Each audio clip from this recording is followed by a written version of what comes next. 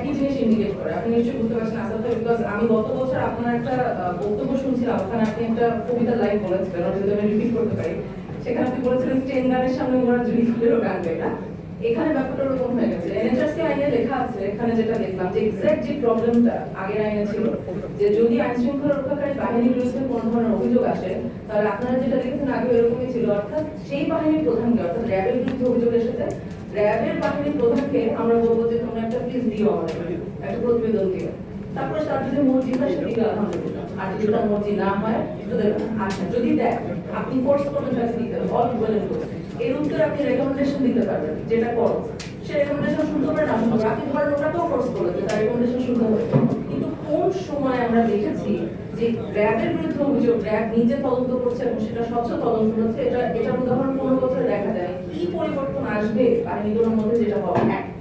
দ্বিতীয় হলো গুম আইনের ক্ষেত্রে আমি যেটা দেখলাম, ধারা 14-তে দেওয়া আছে যে গুম যদি হয় তাহলে সে যে কমপ্লেন করবে থানার ওসির কাছে এবং তদন্ত অথবা ম্যাজিস্ট্রেটের কাছে। আমাদের পূর্বের অভিজ্ঞতা হলো চিঠি নেয় না, তাই না? মায়েরটাকে তো বহুত ভিক্টিম আছে যাদের চিঠি নেয় না, কিন্তু এটাই সিস্টেম রাখা হয়েছে। দ্বিতীয় ছাড়া একটা পার্ট আছে, সেটা হলো তদন্ত করবে। ধরো ম্যাজিস্ট্রেটের কাছে যে সে কমপ্লেন করলো, তারপর তদন্ত করবে পুলিশ।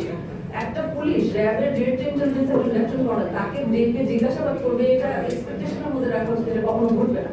কিন্তু দুটো আইনেই কিন্তু এই একই জিনিস লেখা আছে, যেখানে অধ্যাদেশে এটা ছিল না, দুটো অধ্যাদেশে ছিল না। আপনাদের আমাদের কাছে প্রতিশ্রুতি ছিল সংসদে, যেটা বলেছে যে অধ্যাদেশের মধ্যে ত্রুটি আছে বলে আইনকে শক্ত করার জন্য করা হচ্ছে।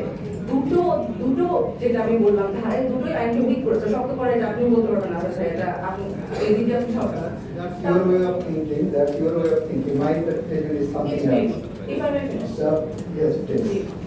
আমি এখানে একটা জিনিস অ্যাড্রেস করতে চাই, সেটা হলো যে আমি যদি মাই ইন্টারপ্রিটেশন যে এখানে দুটো আইনের ক্ষেত্রে অধ্যাদেশকে উল্টা দিকে যাওয়া হয়েছে, আইন শৃঙ্খলা বাহিনীগুলোর ক্ষেত্রে নীতিগতভাবে মনে হচ্ছে যে ওদের ওদের তদন্ত ওরা নিজেরাই করবে। এই অবস্থাটা যদি এইদিকে যদি আমরা যাই, তাহলে এখানে আমি একটা নীতিগত সিচুয়েশনে অ্যান্সারটা দিতে চাই, কারণ আমি এটা নিয়ে আই ফিল যে এখানে একটা মিসআন্ডারস্ট্যান্ডিং আছে।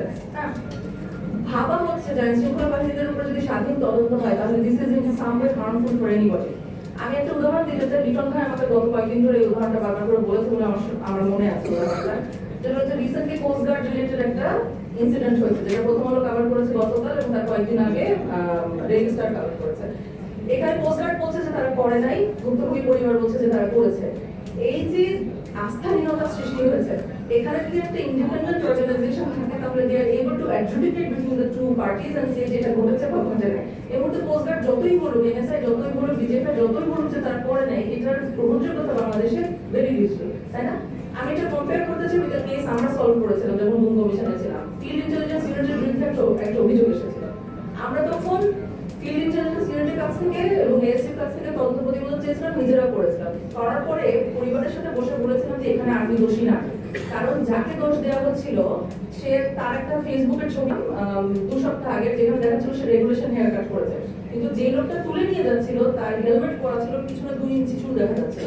এটা যখন পরিবারকে বলি তখন সে আমাকে বলে কিন্তু যদি পরচুলা করে থাকে, এখন এটা কিন্তু তাকে এক্সপ্লেন করা হয়েছিল পরচুলা করে সে হেলমেট পরবে কেন, সে তো দেখাবে, কিন্তু এটা যেহেতু বাহিনী থেকে এক্সপ্লেনেশন দিয়েছিল সে গ্রহণ করে না। আমি যখন বসে পড়েছি, যেহেতু আমরা ইন্ডিপেন্ডেন্ট, আমাদের কথা সে গ্রহণ করেছি, এটা সরকারের জন্য ঢাল হিসেবে কাজ করেছে, অর্থাৎ ইন্ডিপেন্ডেন্ট ইনভেস্টিগেশন কোনোভাবে সরকারের জন্য অসুবিধা না।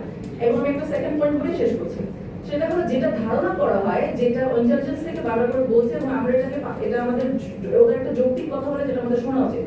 ওনারা বলছেন যে আমাদের অপারেশনাল কাউন্টার ইন্টেলিজেন্স কাজে অসুবিধা হবে যদি আমাদেরকে এসে প্রডিউস করতে হয়। এই তো ইস্যুটাতে এখানে যে লাগছে যে ক্যাপটিভ যদি আমাকে প্রডিউস করতে হয় 24 ঘন্টায়, তাহলে একটা ধরেন একটা সেলে কাজ করছে উলফার কোনো একজন মানুষ, তার এন্টায়ার সেল চলে যাবে, তাকে আন্ডারগ্রাউন্ড চলে যাবে, আমরা তাকে ধরতে পারবো না। এখানে আমি বলতে চাই যে বিষয়টা এত কঠিন করা আমাদের জন্য উচিত হবে না। কেন বলা উচিত হবে না? বিকজ ধরেন আপনি একটা হাই সিকিউরিটি ক্লিয়ারেন্স বলে 3 মেম্বার জুডিশিয়াল কমিটি করলেন এবং সেখানে আপনি আইনজীবীদের জ্যাক থেকেই দিলেন না, হ্যাঁ, যাদের অ্যাডভোকেট জেনারেল থেকে আপনি রিটায়ার্ড জ্যাক দেন না, সেখানে আপনি তাদেরকে প্রডিউস করেন। এটা সুবিধা আছে, সুবিধা কি? এই দুটো এক্সাম্পল দিয়ে আমি শেষ করে দিচ্ছি। 5ই আগস্টে ডিজিএফআই থেকে যাদেরকে ছাড়া হয়েছিল তাদের 2 জনের পরিচয় ওপেন আছে, অন্যগুলো আমরা রিপোর্টে দেখেছি। 2 জন কি ব্রেডে আজমি মাইকেল জ্যাকসন আমি জানি, কিন্তু there were counter intelligence artist. ওখানে কর্মরত একজন কর্মকর্তাকে আমি যখন জিজ্ঞেস করেছিলাম যে এই যে ক্যাপ্টেন আছে এর মধ্যে কারা কারা ছিল, আমি জানতাম অলরেডি, ওরা তো বলো অমুক কাউন্টার ইন্টেলিজেন্স ক্যাপ্টেন ছিল, সে বলেছে হ্যাঁ। আমি বলছি ঠিক আছে, এটা তো থাকবে। তারপর আমি জিজ্ঞেস করছি ওনার বউ ছিল, বলে হ্যাঁ। বলছে এই ইয়াং মেয়েটাকে কেন রেখেছিলেন, অভিযোগ ছিল, বলে না সে বেচারা খুব এম্বারেসড হয়েছিল। তাহলে কেন জায়গায় রেখে দিয়েছিলাম। আপনি যদি তাকে একটা এরকম হাই সিকিউরিটি কোর্টের সামনে প্রডিউস করতে বলেন, এই মিস্টেকটা সে করবে না, সে যেটা দেখেছিলাম এরকম ঘটবে না। সিমিলারলি যদি আপনি কান্ট্রি ইন্টেলিজেন্সের ক্ষেত্রে আরেকটা এই উদাহরণটা আমার শেষ উদাহরণ, সেটা হলো যে আমি একবার একজনকে জিজ্ঞাসাবাদ করছিলাম, তখন উনি আমাকে বলেছিলেন যে অমুক লোকটা আমরা তুলে এনেছিলাম, পরবর্তীতে আমি ছিলাম না, কিন্তু পরবর্তীতে লোকটা মারা যায়, এটার জন্য আমি অনুশোচনায় ভুগি, আমি রাতে ঘুমাতে পারি না। তো আমি বলেছি আপনি এনেছিলেন কেন? বলেছে আমার ঊর্ধ্বতন বলেছিল, আমি জানতাম না যে এটা কি বৈধ একজন ক্যাপ্টিভ ক্লাস ছিল বা অবৈধ ক্যাপ্টিভ ক্লাস, আমি জানি না। তারা যে ডিফারেন্সিয়েট করতে পারছে না, একজন লেফটেন্যান্ট কর্নেল যে একজন মেজর জেনারেলের আদেশ ডিফারেন্সিয়েট করতে পারবে, যেটা ফেয়ার, একটা ইন্টারন্যাশনাল অর্গানাইজেশন কম্পার্টমেন্টালাইজেশন থাকে। এই ক্ষেত্রে যদি আপনারা এই সিস্টেমটা করেন যে তাকে জায়গায় প্রডিউস করতে হবে, তাহলে ওই বেচারারা বুঝতে পারবে যে এটা বৈধ আদেশ ছিল না অবৈধ আদেশ ছিল। কিন্তু এই প্রোডাকশনের অভাবটা আমাদের জন্য সমস্যা সৃষ্টি করছে। আমি আশা করবো জিনিসটা আপনি খেয়াল করবেন। Thank you. Gaurila, thank you.